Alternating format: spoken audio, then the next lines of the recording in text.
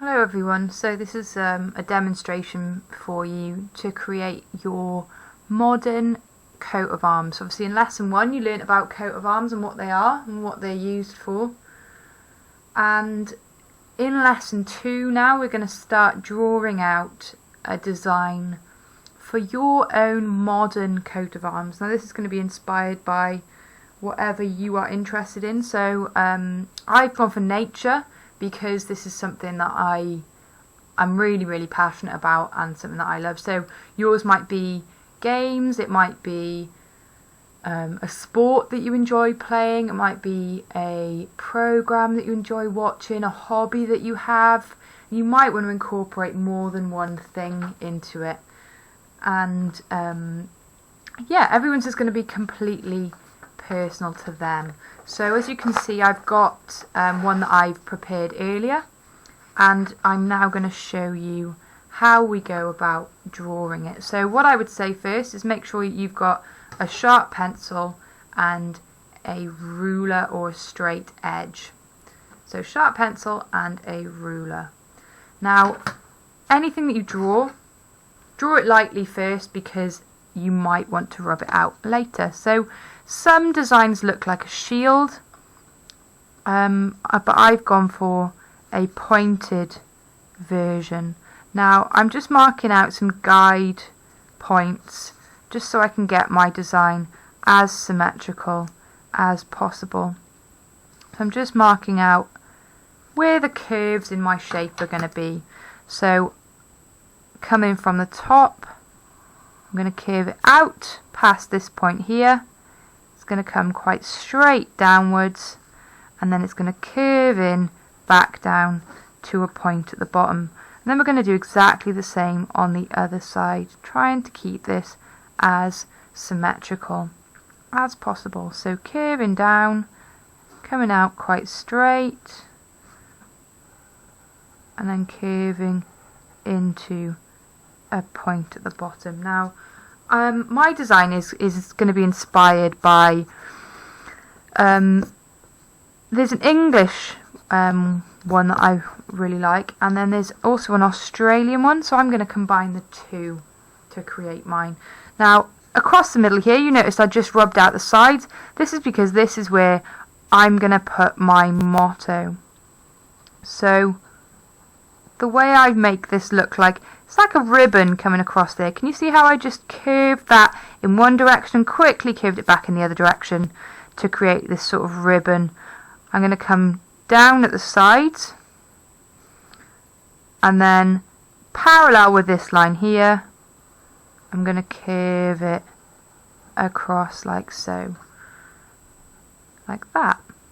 Now if you wanted to, you can bring the frame, I'm going to create like a frame design with that, bring that back down, and if you wanted to show that this is nice and thick, you could just add in another line coming across there. Then I'm going to start marking out where I want other things, okay? So if you have a look at the English design, there is a motto that runs around the outside, so you could have a circular ribbon going around the outside, but there's big gold letters that I believe say something in Latin. So I'm just going to mark in some guidelines at the bottom there, which is where I'm going to put my motto. I could then rub out, you can see I've still got a little bit of my guides on my frame by here. There we go. Just draw that back. So as I said, I'm going to create a sort of like a framed design. So the way I'm going to do that is now running parallel, so keeping it an equal distance away from that first line, and just drawing another line along the inside like it's a picture frame, window frame, any kind of frame. It's just coming up like so, and then doing the underneath then as well.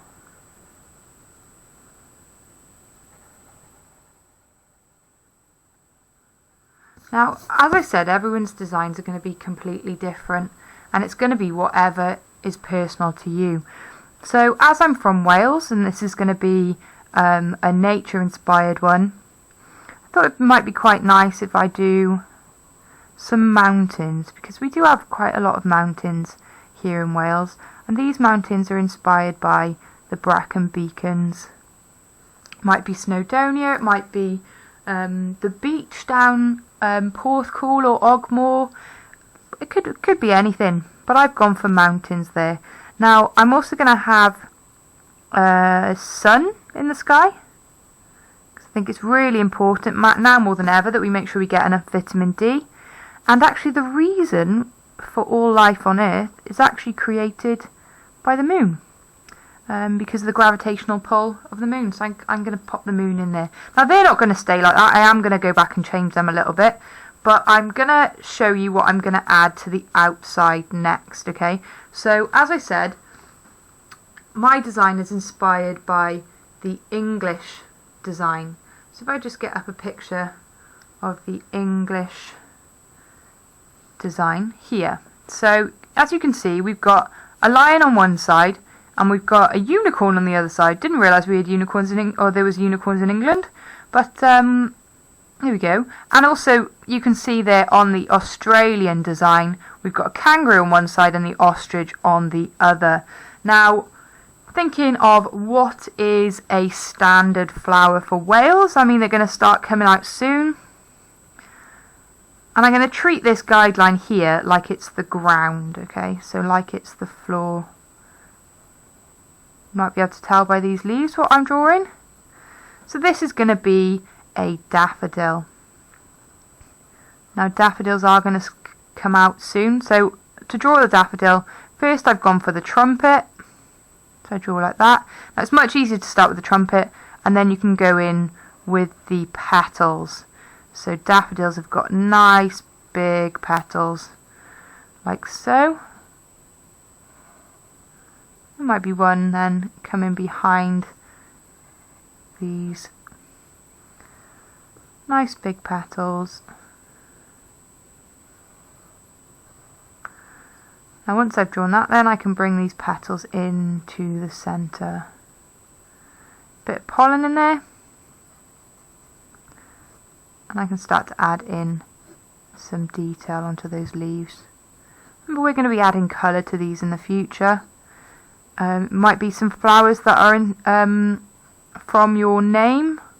If you look up your coat of arms, you can often find a coat of arms for each family. Or for each country there's a flower.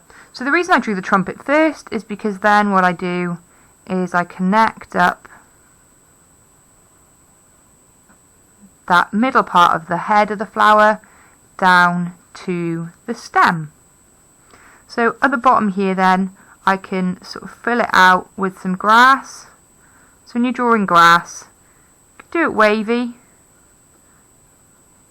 Each piece of grass is a different, trying to make it random, so different shapes coming in different directions, grass coming out from behind the other grass.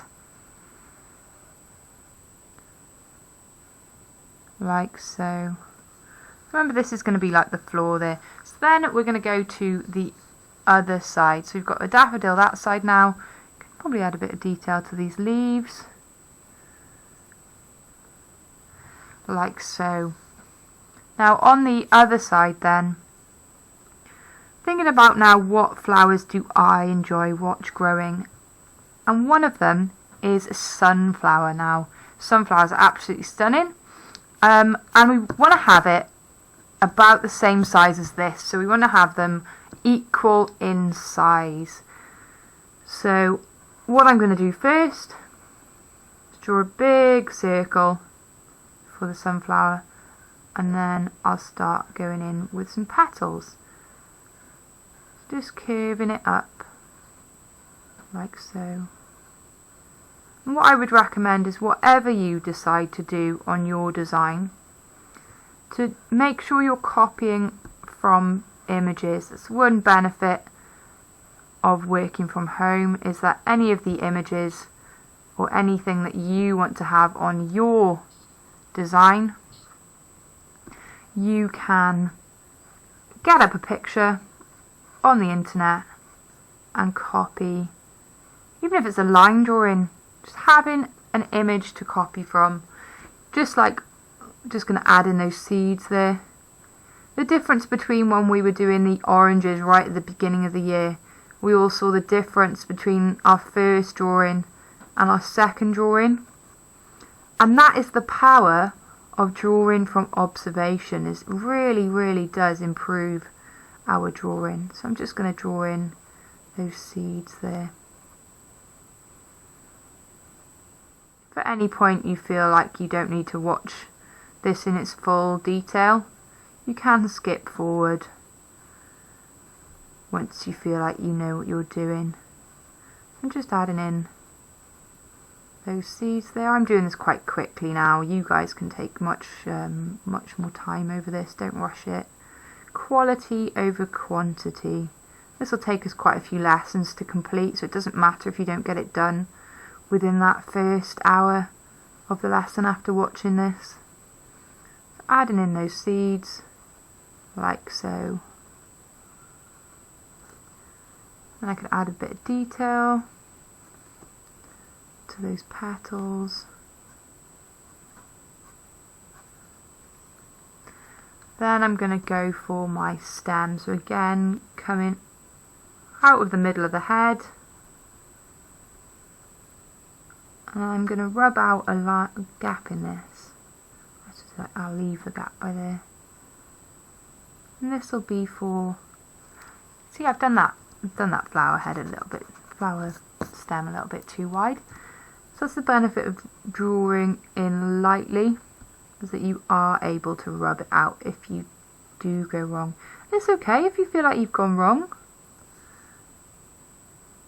Just rub it out and have another go. It's not often people draw things perfect the first time, so don't ever feel bad if you need to keep rubbing stuff out. So you don't rub the whole thing out, but right, so then I'm going to go in, I can add a little bit of grass like I did the other side, so we're trying to make these two sides symmetrical, like so. So grass coming out from behind are the bits of grass, and I'm going to go all the way underneath that frame there. Right, so next I'm going to go on to this sun here. And this is like a Greek inspired sun that I'm doing here. Because I really love, you might have like a metal sundial in your garden. Or like on a wall in your house or on a carpet maybe. So I really love these suns that have got those really long heat rays coming from them. I also quite like drawing suns with faces. I think the sun would be smiling.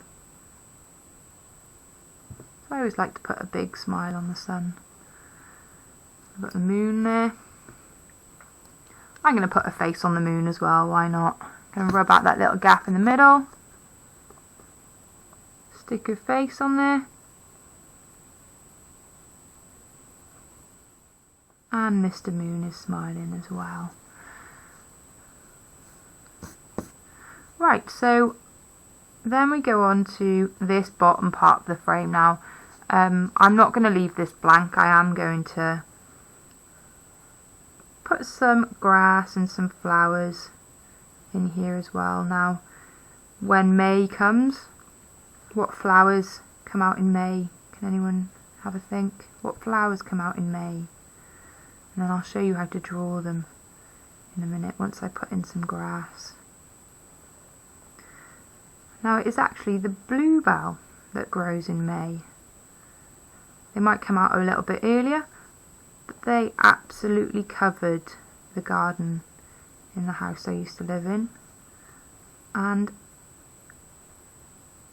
they actually came out during lockdown last year.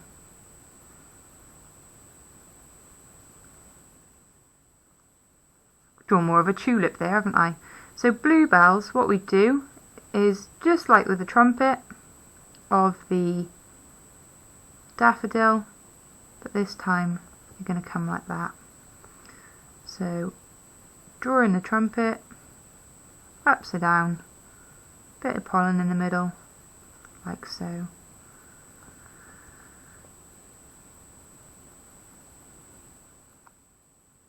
And once there's some colour on these will really stand out. So just drawing in. Let's get another one in here, a little one. As I said, once these have got colour in them,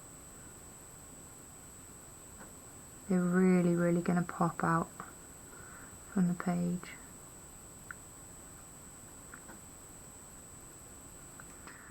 And then fill the rest of the gaps with some grass then. Right, so I suppose we could put some more marks on these mountains, just to show that there is some rocks. So we could have some snow on the top of them. There's a bit of snow on the mountains at the moment, if anyone's seen. I could, see I've got a gap here, so I could stick some birds. See, these aren't detailed birds, just a gesture of birds. And some of you might have seen me out doing some gardening in school, so you know that I do enjoy some gardening. So just as they might have some swords crossing at the top, so medieval, the reason that coats of arms came into existence was to identify people in war in the medieval times. So quite often you might have some swords crossing at the top, whereas I'm going to have some garden tools crossing at the top there. And then the last bit I'm going to add, you could add some more fancy stuff at the top. So if I show you again, like the English one, you can see there, it's quite bright. They've got some fur inspired. This is something that the Queen would have worn. So we've got the crown there, and then we've got this tassel-y kind of thing at the top. So you could go further and you could add say like some swirls. If you have a look at the Australian one, which I showed earlier in the video, just anything to make these now really fancy, because at the end of the day they were to identify people in royalty. So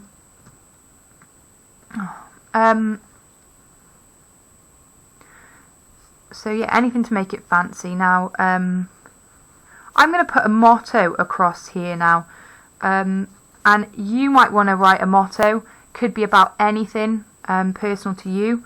What I'm going to do first is I'm just going to draw it out.